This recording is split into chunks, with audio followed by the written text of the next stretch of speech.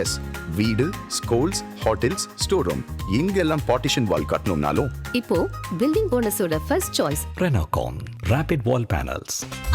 No compromise. உங்க சைடுலயும் எங்க சைடுலயும். It's a GT promise. GT Holidays, South India's #1. ஆதன் சினிமாவில் அனைவருக்கும் ஒரு பெரிய வணக்கம். இன்றைக்கு தமிழக வெற்றி கழகத்தின் சார்பாக விஜய் அவர்களின் தலைமையில் நேர்காணல், அதாவது வேட்பாளர் நேர்காணல் தொடங்கியிருக்கு.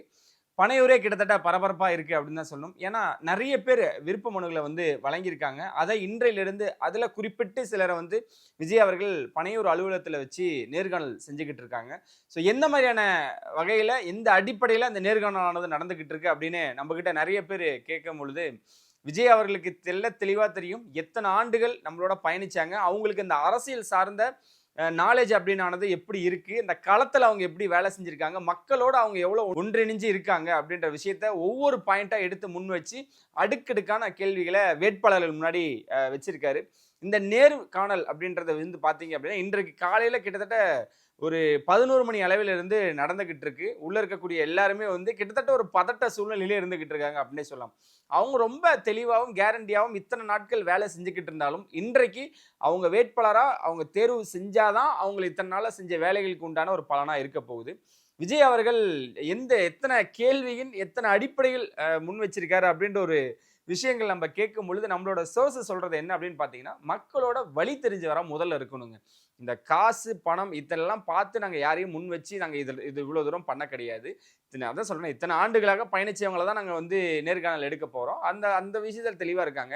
ஆல்ரெடி மாவட்ட செயலாளர்களாக சிலர் தேர்வு பண்ணியிருந்தாங்களே, அவங்களுக்கு கிட்டத்தட்ட அவங்க தான் இன்னைக்கு முக்கால்வாசி வந்திருக்கிறதாகவும் நம்மளுக்கு தெரிய வந்திருக்கு.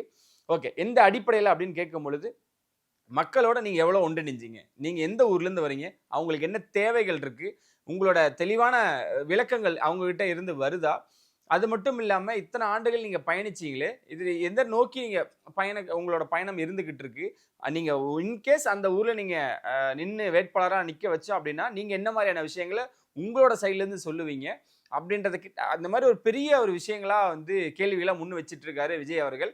ஸோ அதனால தேர்வானது ரொம்ப கிடுக்குப்பிடியான மாதிரியான விஷயங்கள் தாங்க. அந்த மாதிரியான கேள்விகளை முன் வச்சு இந்த தேர்வானது நடந்துகிட்டு இருக்கு. ஸோ இதை தொடர்ந்து இன்னைக்கு விஜய் அவர்கள் இன்று டெல்லி பயணம் செஞ்சிருக்கணும். சிபிஐ விசாரணைக்கு 2ஆம் கட்டமாக விசாரணைக்கு விஜய் அவர்களை அழைச்சிருந்தாங்க சிபிஐ. விஜய் அவர்கள் விஜய் தரப்புல இருந்து 2 கோரிக்கைகளை முன் வச்சிருக்காங்க சிபிஐக்கு. என்ன அப்படின்னா, 15 நாட்கள் கால அவகாசம் கேட்டிருக்காங்க. என்ன அப்படின்னா, இன்னைக்கு வேட்பாளர்கள் தேர்வு இன்றிலிருந்து நடக்குது. 234 தொகுதிகளிலுமே வேட்பாளர்கள் அவங்க அறிவிச்சே ஆகணும். அதுக்கான தேர்வு நடந்துகிட்டு இருக்கு. அதுக்கான வேலைகள் அப்படின்றதானது நிறைய இருந்துகிட்டே இருக்கு. நிர்வாகிகள் சந்திப்பு கூட்டம் போடணும். திருச்சியில மாநாடுன்னு ஒரு பிளான் வேற இருக்கு. ஏன்னா கிட்டத்தட்ட கடைசி மாநாடா, தேர்தலுக்கு முன் நடக்கக்கூடிய கடைசி மாநாடா திருச்சி இருக்க போகுது. ஸோ இத்தனை விஷயங்களையும் அவங்க பார்த்துக்கிட்டு ரொம்ப நெருக்கடியான சூழல்ல இப்போ நீங்கள் விசாரணைக்கு அழைக்கிறீங்க. உங்கள்கிட்ட அதாவது எங்களோட சார்பாக 2 நிபந்தனைகள் மட்டும் வச்சுக்கிறோம். முதல்ல 15 நாள் நிபந்தனை எங்களுக்கு கொடுங்க அப்படின்னு கேட்டிருக்காங்க. ஏன்னா இந்த 15 நாட்கள் எங்களுக்கு அடுத்த கட்ட ஸ்கெடியூல் இருக்குது. அதாவது அடுத்த கட்ட அரசியல் பயணங்கள் எங்களுக்கு இருந்துக்கிட்டே இருக்குது. இதை தவிர என்னன்னு பார்த்தீங்க அப்படின்னா, இந்த விசாரணையானது சென்னையிலையோ இல்லை சென்னை அருகாமையிலோ உங்களால் பண்ண முடியுமா அப்படின்னும் இவங்க சைட்லேருந்து ஒரு கோரிக்கையை தாவேகா சார்பாக முன்னு வச்சிருக்காங்க சிபிஐ அலுவலகத்துக்கு. ஸோ அதிகாரிகள் இப்போ அதுக்கு முடிவு என்ன அப்படின்றத வரக்கூடிய நாட்களில் தான் தெரியும்.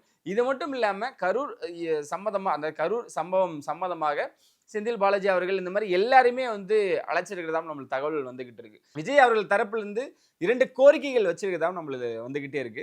இது நடந்த சூழ்நிலை தான் இப்போ நேரடி தேர்வானது நடந்துகிட்டு இருக்கு. எல்லா மாவட்டத்திலும் இருந்து, அதாவது குறிப்பிட்டு இவங்க வர சொல்லி இருக்கக்கூடிய மாவட்டத்திலிருந்து மட்டும் நிர்வாகிகள் இன்னைக்கு பனையூர்ல காலையில ஒரு 8-9 மணிலேருந்து ஆஜராயிருக்காங்க.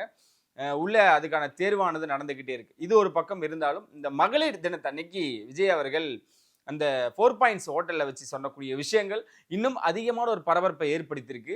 அவங்களுக்கு மகளிருக்கு உண்டான திட்டங்களை அறிவிச்சாங்க பார்த்தீங்களா? எப்படி இவர் இத்தனை அறிவிக்கிறார், எப்படி இவரால் சாத்தியம் இது கொடுக்க முடியுமா, இவர் வந்தார் அப்படின்னா எதெல்லாம் பண்ண முடியும் அப்படின்னு கேட்கும் பொழுது இருக்கக்கூடிய நிர்வாகிகளாக இருக்கட்டும் எல்லாருமே ரொம்ப தெளிவான விளக்கங்கள், அதுக்கான வரையறையோடு தான் அவர் சொல்லியிருக்காரு. எது எது சாத்தியமோ அதுதான் அவர் சொல்லியிருக்காரு. இது பண்ணால் இது நடக்கும் அப்படின்ற ஒரு விஷயம் தான். ஆல்ரெடி நடந்துட்டு இருக்கக்கூடிய விஷயங்கள் எதுவுமே நிறுத்தாமல் இன்னும் நம்ம என்ன மகளிருக்கு பண்ண முடியும் அப்படின்ற ஒரு விஷயம் தான். குறிப்பாக அதில் பேருந்துகள் அப்படின்ற ஒரு விஷயம் விஷயம்தான். எல்லா பேருந்துகளிலும் நீங்க இலவசமாக பயணிக்கலாம். அதாவது நீங்க எந்த ஒரு நிபந்தனைகளுமே இல்லாம, இப்ப குறிப்பிட்ட பேருந்துகள்ல மட்டும்தான் இந்த பயணச்சீட்டு வந்து இலவசமாக தந்துகிட்டு இருக்காங்க. இது அனைத்து பேருந்துகளிலும் தமிழ்நாட்டில் இருக்கக்கூடிய அனைத்து அரசு பேருந்துகளிலும் குடுக்குறாங்க அப்படின்ற ஒரு விஷயம். இதை தாண்டி 6 சிலிண்டர்கள் இந்த மாதிரி நிறைய எடுத்துட்டே போலாம். அவர் முன் வச்ச அடுக்கடுக்கான இந்த தாய்மாமன் சீராகட்டும், அண்ணன் விஷயங்களா இருக்கட்டும், தொடர்ச்சியா அவர் சொல்லக்கூடிய விஷயங்கள் எல்லாமே மிகப்பெரிய ஒரு பேசும் பொருளா அமைஞ்சிருக்கு. அது இன்னும் மகளிர் அதிலிருந்து அந்த இன்ப அதிர்ச்சியிலிருந்து வெளியே வரல அப்படின்னே சொல்லலாம். ஆனா மகளிர் மத்தியில வந்து சமீபத்துல பேரு வந்து கொஞ்சம் இதா இருக்கேடா, அவங்களோட வரவானது கொஞ்சம் குறைஞ்சிருக்கு, கொஞ்சம் சோர்ந்த நிலையில இருக்காங்களோ அப்படின்னு நிறைய பேர் நம்ம கிட்ட அதை பத்தி நிறைய விஷயங்கள் கேட்டிருந்தாங்க. அது அப்படி இல்லை அப்படின்றத நம்மளால சொல்ல முடியும்னு நினைக்கிறேன். ஏன்னா கடைசியா நடந்த அந்த மகளிர் தினத்தை அன்னைக்கு கூட அவ்வளோ பெண்கள் அவ்வளோ எதிர்பார்ப்போடையும் கண்ணீரோடையும் வந்திருந்தாங்க. அவருக்கு வந்து சுத்தி நிறைய விஷயங்கள் நடந்துகிட்டு இருக்கு, தனிப்பட்ட வாழ்க்கையிலும் அவருக்கு பிரச்சனைகள் இருக்கு. யாருக்காக வந்திருக்காரு? எங்களுக்காக தானே வந்திருக்காரு. நாங்க கொண்டாடாம யார் கொண்டாடணும்?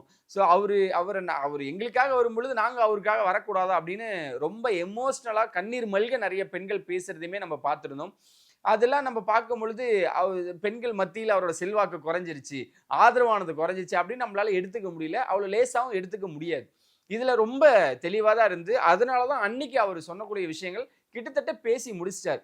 ஸோ அதுதான் அந்த கடைசியா ஒரு பாயிண்ட் சொல்றாரு. நீங்க ஹர்ட் ஆகிட்டு இருக்கீங்க சமீபத்துல என்னோட விஷயம் நினைச்சு. அது நீங்க ஹர்ட் ஆகாதீங்க. நீங்க ஹர்ட் ஆகிறத பார்த்து எனக்கு ரொம்ப ஹர்ட் ஆகுது அப்படின்னு ஒரு விஷயம் மனசிலிருந்து பேசக்கூடிய விஷயம் தான். அதுதான் சொல்றேனே, அவர் வந்து எதையுமே அவர் பார்க்கறது இல்ல, கவனிக்கிறது இல்ல. அவருக்கு தோன்றதுதான் செய்யறாரு. அவர் வந்து ரொம்ப செல்ஃபிஷா யோசிக்கிறாரு அப்படின்னு சொல்லிக்கிட்டு இருக்காங்கல்ல, அது எல்லாத்தையும் உடைச்சி, இல்ல என்னோட மக்களுக்கு தெரியும், என்னோட நிர்வாகிகளுக்கு தெரியும், என் கூட பணியாற்றவங்களுக்கு தெரியும் நான் எப்படி பயணிச்சுக்கிட்டு இருக்கேன் அப்படின்றத ரொம்ப தெளிவான விஷயங்களோட தான் நான் என்னோட பாதை இருந்துகிட்டே இருக்கு. அதை தான் அங்க வெளிப்படுத்துறாரு. நீங்க அதை தயவு செஞ்சு யாருமே அதுக்காக நீங்க வருந்தாதீங்க. நம்ம மக்களை நோக்கி போவோம். நம்மளோட டார்கெட் இந்த 2026 இந்த தேர்தல். அடுத்து வரக்கூடிய ஒரு சில மாதங்கள், அதாவது ஒரு சில நாட்கள் தான் இருக்கு.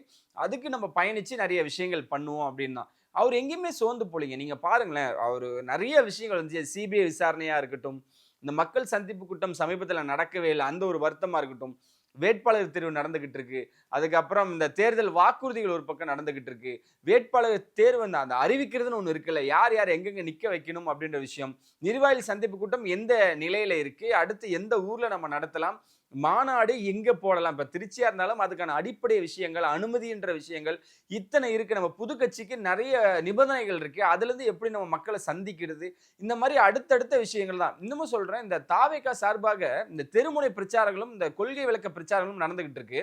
அது மிக விரைவில் வந்து பரப்புரை பிரச்சாரமா, அதாவது விஜய் அவர்கள் கலந்துக்கக்கூடிய தேர்தல் பிரச்சாரமாகவே மாறப்போகுது. அதுல வந்து டெய்லி அவர் மானிட்டர் பண்ணிட்டு இருக்காரு. எந்த ஊர்ல என்ன நடந்துகிட்டு இருக்கு, எத்தனை மணிலிருந்து எத்தனை மணி வரைக்கும் நடக்குது, அங்க என்ன இடையூறு இருக்கு, நம்மளுக்கு தாவேகாக்கு என்னங்க வரவேற்பு இருக்குன்ற முதற்கொண்டு அவர் தெரிஞ்சுக்கிட்டு இருக்காருங்க. இன்னும் இன்னைக்கு நடக்கக்கூடிய அந்த இதை சொன்னேன், அந்த வேட்பாளர் தேர்வுன்னு ஒன்று இருக்குல்ல, இதுல யார் யார் அப்படின்னு பாத்தீங்கன்னா சிடிஆர் நிர்மல்குமாரா இருக்கட்டும், மாதவ அவர்களா இருக்கட்டும், எல்லாத்துக்குமே ஒரே அடிப்படையில தான் அந்த தேர்வானது நடந்துட்டு இருக்குதான் நம்ம கேள்விப்படுறோம். இதுல வந்து இவங்களுக்கு ஒரு மாதிரி அவங்களுக்கு ஒரு மாதிரிலாம் கிடையாது. செங்கோட்டையன் அவர்கள் கிட்டத்தட்ட உறுதி செஞ்சிருக்காங்க, முதல் வேட்பாளராகவே எனக்கு தெரிஞ்சு அவரோட பேர் தான் அறிவிக்க போறாங்க. விஜய் அவர்கள் எங்க நிற்பாங்க அப்படின்றத நிறைய பேர் நம்மகிட்டயே கேட்கும் பொழுது நம்ம கிட்டத்தட்ட கேட்ட விஷயங்கள் என்ன அப்படின்னா, திருச்சி அப்படின்றது சமீபமா வந்துகிட்டு இருக்கு.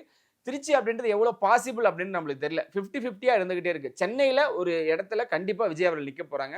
இதை தொடர்ந்து திருச்சியிலையும் அவரு வேட்பாளராக நிக்க போறதா சொல்றாங்க. வாய்ப்புகள் நிறையவே இருக்கு. ஏன்னா ஒரு கேண்டிடேட் 2 இடத்துல நிக்கலாம். ஒரு இடத்துல வெற்றி பெற்றதுக்கு அப்புறம் ஒரு இடத்துல ரிசைன் பண்றது, இப்படிதான் நிறைய விஷயங்கள் இருந்துகிட்டே இருக்கு. விஜய் அவர்கள் 2 இடத்துல நிக்க போறது உறுதி அப்படின்னா கண்டிப்பா அதுல திருச்சி இருக்கு, மாற்று கருத்தே இல்லை. அது ஏன் அப்படின்றத கண்டிப்பா பின்னாடி ஒரு காணொலியில நம்ம உங்களுக்கு டீட்டெயிலா சொல்றோம், உறுதி ஆனதுக்கு அப்புறம். ஸோ இப்போ விஜய் அவர்கள் யாரை முதல் தேர்வு பண்ணி வேட்பாளராக அறிவிக்க போறாருன்னா, செங்கோட்டையன் அவர்களை கண்டிப்பா அவர் முதல் வேட்பாளராக அறிவிக்க போறாரு, மாற்று கருத்தே இல்லை. அதனை தொடர்ந்து ஆதவ் அவர்கள், சிடிஆர் நிர்மல்குமார் அவர்கள், பொதுச் செயலாளர் புஷியானந்த் அவர்கள்னு ஒரு 5 to 10 ஸ்டார் கேண்டிடேட்டை வந்து மிக விரைவில் அறிவிக்க போறாங்க. இவங்கெல்லாம் இங்கெங்க நிக்க போறாங்க. இவங்களுக்கு கீழே எல்லாரும் அவங்களுக்காக பணியாற்றணும் அப்படின்றதுல எந்த ஒரு மாற்று கருத்துமே இல்லாம மிக விரைவில் அறிவிக்க போறாங்க. அது மட்டும் தானா, இன்னும் 234 இருக்கேடா, அதுல 10 பேர்னாலும் இன்னும் எவ்வளவோ இருக்கு, எப்ப அதெல்லாம் அடுத்த கட்டம் அப்படின்னு பாத்தீங்கன்னா, இன்றிலிருந்து தான் அந்த நேர்காணலானது தொடங்கப்பட்டிருக்கு. இன்னும் அடுத்த வர நாட்கள்ல இதோட வேலைகளை வேகப்படுத்தி இன்னும் அடுத்த கட்ட விஷயங்களை கண்டிப்பா ஒவ்வொரு நாட்களா ஒவ்வொரு அறிவிப்புகள் வெளியே வந்துகிட்டே இருக்கும். விஜய் அவர்கள் இந்த மகளிர் தினத்தன்று சொன்னார் பாத்தீங்களா, இது சும்மா சாம்பிள் தான் அப்படின்னாரு. அவ்வளோ திட்டங்களை அறிவிச்சதுக்கு அப்புறமும் இது சாம்பிள் தான், நான் வந்தா இதெல்லாம் பண்ணுவேன் அப்படின்றத உங்க முன்னாடி நான் சொல்றேன். நான் அறிவிச்சது வந்து உங்களுக்கு சின்ன சாம்பிள். இந்த 2500ன்றது பெண்களுக்கு எவ்வளவு முக்கியமான ஒரு தொகையா இருக்கும் அப்படின்றத நம்ம பாருங்களேன். இது வந்து சாம்பிள். இதுக்கப்புறம் இன்னும் பெருசா இருக்கு. அந்த எல்லாருக்கும் வீடு, வாகனம் அப்படின்ற ஒரு விஷயம் தான். இதை வந்து அவரு இலவசமா தரேன்னு சொல்லல. அதுக்கான வேலை வாய்ப்புகளை ஏற்படுத்தி கொடுக்குறேன் அப்படின்னு அவர் சொன்னாரு. அந்த பாயிண்ட் எல்லாருமே விட்டுட்டு இப்ப எல்லாரும் என்ன சொல்ல ஆரம்பிச்சிட்டாங்க, அவர் பாருங்க வந்தா வீடு தருவன்னாரு, வண்டி தருவன்னாரு, இப்போ வந்து 2500 பணம் தர்றேன். இதெல்லாமே அவர் அறிவிச்சது. இது நம்ம ஆக்கப்பூர்வமா நம்ம ஏத்துக்கிட்டு தான் ஆகணும். இந்த எல்லாருக்கும் ஒரு வீடு, எல்லாருக்கும் ஒரு காரு அப்படின்றது எல்லாருக்கும் தேவையான ஒரு விஷயம். ஏன்னா ஒரு நடுத்தர குடும்பத்தை சார்ந்தவங்களும் நிறைய பேரோட கனவா ஒரு வீடும் ஒரு வண்டியும் இருந்துகிட்டு இருக்குங்க. அது எவ்வளவு பேரோட ஏக்கமா இருந்துகிட்டு இருக்கு. இப்ப இருக்கிறவங்க நிறைய விஷயங்கள் நிறைய முயற்சிகள் பண்ணிட்டு தான் இருக்காங்க. அதுல மாற்று கருத்தே இல்லை. ஆனா விஜய் அவர்கள் வந்துட்டு அத்தனை இளைஞர்களுக்கும் இளைஞிகளுக்கும் வேலை வாய்ப்பை நான் ஏற்படுத்தி கொடுக்குறேன், என்னால கண்டிப்பா அது முடியும், அந்த ஒரு கனவு திட்டம்னு ஒண்ணு, அது அந்த மாதிரி நிறைய விஷயங்கள் இருக்கு. அதோட அறிவிப்புகள் வரும் பொழுது இன்னும் மக்களிடையே நல்ல வரவேற்பு வரும் அப்படின்றதுல தெளிவா இருக்காங்க.